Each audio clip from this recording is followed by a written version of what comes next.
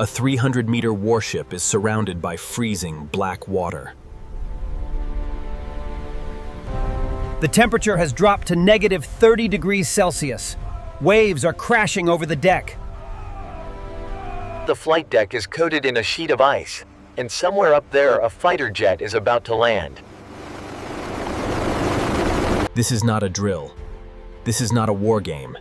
This actually happened in the summer of 2025. The USS Gerald R. Ford, the largest, most advanced, and most expensive aircraft carrier ever built NUMS, sailed into the Arctic. $13 billion of American naval power, pushed farther north than any U.S. carrier had gone in decades. And what happened up there tested every system, every crew member, and every piece of technology on that ship, in ways that most people will never hear about. But you are about to. Here is what most people get wrong about carriers in the Arctic. They assume these ships are built for warm waters. That the cold is just uncomfortable. But what actually happens in the Arctic is far more serious than that. The cold does not just make sailors miserable. It attacks the ship itself. It attacks the aircraft. It attacks the systems. And if you do not know exactly how to fight back against every single one of those threats simultaneously, something goes very, very wrong. So today, we are going to go through the whole picture. What the cold actually does to a carrier. How the crew fights back. And why, despite all of it, the United States Navy sailed one of its most powerful ships straight into one of the most hostile environments on Earth. Before we get into it, if you have served in the military, or you have always respected the men and women who protect this country, drop a comment below and let us know. We want to hear from you. Let us start with the flight deck, because that is where everything begins and where everything can go wrong the fastest. The flight deck of an aircraft carrier is already the most dangerous workplace on the planet in normal conditions. Jet engines screaming at full power, aircraft moving at high speed across a surface smaller than a runway, crew members working in every direction at once. One wrong step and you are gone. Now add minus 30 degrees Celsius. Add wind speeds that can knock a grown man off his feet. Add a deck covered in ice. That is what the crew of the Gerald R. Ford faced in the Arctic in August and September of 2025. When temperatures drop that low, water freezes on every surface almost instantly. The flight deck, a flat, open metal surface exposed directly to wind and ocean spray, becomes a sheet of ice in a matter of minutes. And here is the problem with that. Every aircraft that needs to launch or land depends on that deck being clean and firm. A jet rolling toward a catapult on an icy deck can lose traction. A pilot coming in for a landing on an icy surface can skid straight off the edge. So how do they deal with it? The U.S. Navy uses a layered approach. Portable hot water pressure washers are brought out to blast ice off the deck surfaces. Hot air blowers are used on smaller areas. And around critical equipment, large crews, sometimes dozens of sailors at once, work manually with tools to clear sections of deck before every single aircraft movement. And here is something that not many people realize. Chemical de-icing fluids exist on these ships, but they are avoided whenever possible. Why? Because chemicals can contaminate the deck surface in ways that create other problems for landing gear and equipment. Steam is also used in some cases, superheated enough that it evaporates off the metal surface before it can refreeze. But all of that takes time. And in combat operations, time is the one thing you do not have. The other threat on the flight deck is what happens to the aircraft themselves. Here is a fact that surprises most people. Most of the fighter jets that fly off carriers are not certified for icing conditions on the outside of the airframe. They have de-icing systems for engine inlets and cockpit windows. But not for the full body of the aircraft. So if ice builds up on a wing surface before launch, you have a serious problem. The solution is timing. Crews clean the aircraft right before they move to the catapult. The window between cleaning and launch has to be tight enough that ice cannot reform. If conditions are severe enough that ice can form in that short window, flight operations stop. It is that simple. No amount of pride or urgency changes that calculation. Now let us talk about what the cold does below the waterline. Because this is the part that gets almost no attention, and it is just as dangerous. When you are operating in Arctic waters, ice is not just on the surface. It is floating in the water around the ship. And while a carrier is not going to sail straight into a solid ice pack, It absolutely operates in waters full of floating chunks, some the size of a car, some the size of a house. Aircraft carriers are not icebreakers. Their hulls are not reinforced for breaking through ice. a collision with a large ice chunk at the wrong angle can cause serious structural damage. So navigation in Arctic waters requires constant awareness of what is in the water around you, day and night, in conditions where visibility is often severely reduced by fog, snow, and darkness. And then there is the propeller problem. Ice fragments can get pulled into the water flow around a ship's propellers. When ice builds up on a propeller, it changes the balance of the blades. That causes vibration. Vibration causes mechanical wear. And over time, or in a sudden impact, it can cause damage that reduces the ship's speed and maneuverability at exactly the moment. It's when speed and maneuverability matter most. The Gerald R. Ford has a major advantage here that older carriers do not. It is powered by 2 nuclear reactors. Those reactors produce enormous amounts of power, enough to push the ship through difficult water conditions. That would force a conventionally powered ship to slow down or stop. Nuclear propulsion does not get tired. It does not run out of fuel. But even nuclear power cannot change the basic physics of what ice does to metal. Here is something worth thinking about. Do you think the US Navy should be doing more of these Arctic deployments? Drop your answer in the comments. We would love to know what you think.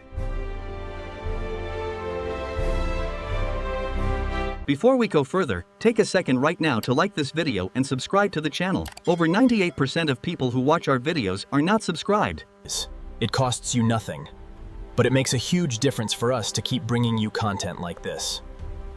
Now we need to talk about something. And it is the challenge that the US Navy considers one of its most serious in the Arctic. Communications. Up here, in the world's most extreme military environment, the technology that modern navies depend on for everything. Navigation, targeting, coordination, communication starts to break down. Here is the reason why. Most of the satellites that the US military relies on for GPS and communications are positioned in orbits designed to cover populated areas of the Earth. The Arctic, by definition, is not heavily populated. Those satellites orbit at angles that work well between roughly 55 degrees north and 55 degrees south latitude. Above that, satellite elevation angles get lower and lower. By the time you are at 78 degrees north, which is where the Gerald R. Ford was operating near Svalbard in 2025. GPS signals are degraded, and certain communication satellites cannot be seen from the ship at all. And it gets worse.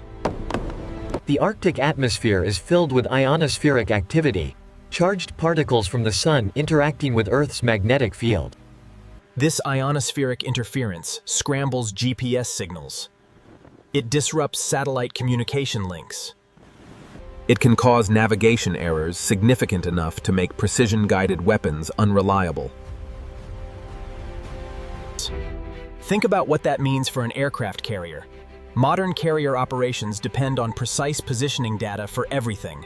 Landing aircraft, coordinating with escort ships, targeting, logistics. If GPS starts giving you wrong information, and you do not catch it fast enough, the consequences can be severe. The only satellite communication system that actually works across the entire Arctic region is the Iridium network, which uses satellites in low polar orbit. Everything else, the systems that a carrier strike group normally relies on, has serious limitations above 80 degrees north. The fallback is HF radio, high-frequency radio waves that bounce off the upper atmosphere and can travel thousands of miles.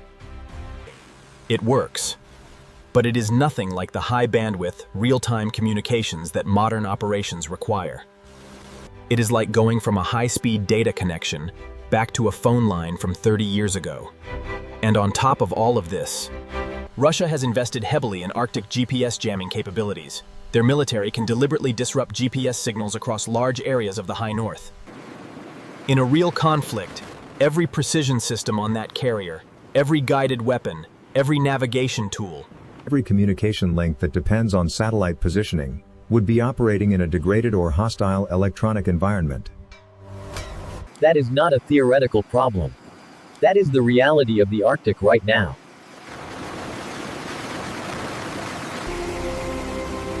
Now let us talk about the human beings on that ship, because they are the ones who make everything else work. And the cold has very specific things it does to people that commanders have to plan around. Celsius wind chills. They are wearing extreme cold weather gear, thick gloves, layered clothing, face protection. That gear keeps them alive. But it also reduces their dexterity. Simple tasks that take 10 seconds in normal conditions Take 45 seconds when your hands are wrapped in Arctic gloves. Faster hands mean faster operations. Slower hands mean longer exposure time in dangerous areas of the flight deck. The other issue is condensation. When equipment and machinery move between the warm interior of the ship and the freezing outside air, condensation forms on metal surfaces. That condensation can freeze on weapon systems, on sensors, on mechanical components. It gets inside equipment. It causes malfunctions. Cold weather lubricants have to be used on everything. Standard lubricants thicken in extreme cold and stop working properly. Batteries die faster. Radios need extra insulation. Mechanical systems need more maintenance time. Everything takes longer. Every margin gets tighter. And then there is the psychological side. Operations in permanent darkness. The Arctic winter has periods with no sunlight at all, affect crew sleep cycles, awareness, and reaction time. The isolation of operating thousands of miles from any support infrastructure adds a weight to decision-making that does not exist in warmer, more accessible theaters. The U.S. Fleet Forces Commander stated clearly in 2024 that the U.S. military must ramp up realistic high-end training in Arctic conditions, acknowledging that historically, the United States had not invested enough in building the skills and experience needed to sustain these operations.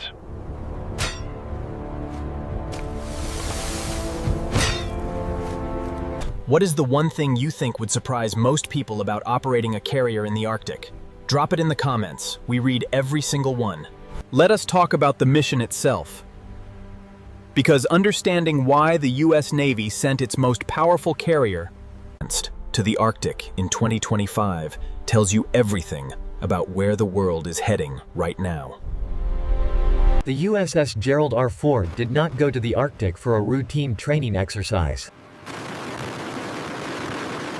This deployment, from August 23rd to September 8th of 2025, was what naval analysts called a declaration of capability. It was the farthest north a U.S. carrier had operated in decades.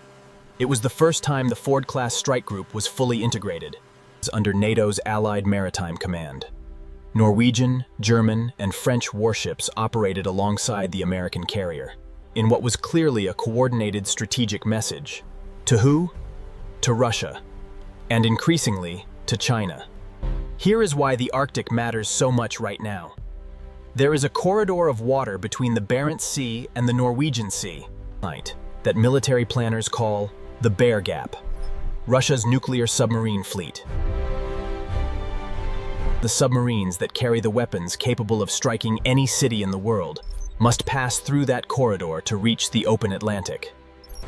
Controlling that corridor is one of the most important strategic tasks in all of modern naval warfare.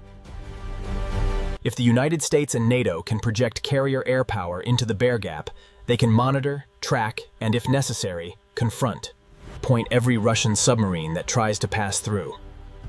Russian coastal defense missiles, including the Bastion P system, can deny access to large portions of the Arctic if they go unopposed. Russian strategic bombers and air defense networks have been reinforced across the region in recent years. Russia was not pleased with the Ford deployment. The Kremlin called NATO exercises in the high north provocative. Russian ships and aircraft tracked the American carrier strike group throughout the operation. Moscow described earlier U.S. carrier visits to Norway as illogical and harmful. And China? China calls itself a near-Arctic state, which it is not geographically. But in October of 2024, Chinese Coast Guard vessels conducted their first-ever Arctic patrol alongside the Russian Navy. China has built 2 polar icebreakers and is rapidly expanding its presence on Arctic shipping routes. The Northern Sea Route along Russia's Arctic coast carried nearly 38 million tons of cargo in 2024, a record, and it wants influence over the waters that come with it. Now let us close with the thing that the 2025 deployment actually proved. Because this is the part that matters for the future. The USS Gerald R. Ford completed flight operations in the Arctic. The ship's electromagnetic aircraft launch system, the completely new technology that replaced steam catapults and had faced years of reliability questions, performed in freezing conditions. Aircraft launched and recovered successfully in an environment that had long been considered a hard limit for carrier aviation. The logistics chain that supports the strike group, fuel, parts, ordnance, supplies, held together in a region with almost no port infrastructure within reach. None of that was guaranteed. Every single one of those outcomes required extraordinary planning, training, and execution by thousands of U.S. military personnel. The Arctic is no longer a place where carriers occasionally visit to make a point. According to the DoD's 2024 Arctic strategy, the High North is now a permanent part of the United States military's operational picture. Persistent presence, enhanced awareness, sustained capability. That shift is happening right now. And the men and women of the U.S. Navy, the ones de-icing a flight deck at minus 30 degrees at 2 o'clock in the morning. The ones nursing a communication system that barely works through Arctic interference. The ones landing a 60,000-pound aircraft on a ship moving through icy polar seas. They are the reason it is possible at all. The Arctic used to be a place the military avoided. Now it is a place they have to own. And based on what happened in 2025, they are well on their way to doing exactly that. If this gave you a new understanding of what the U.S. military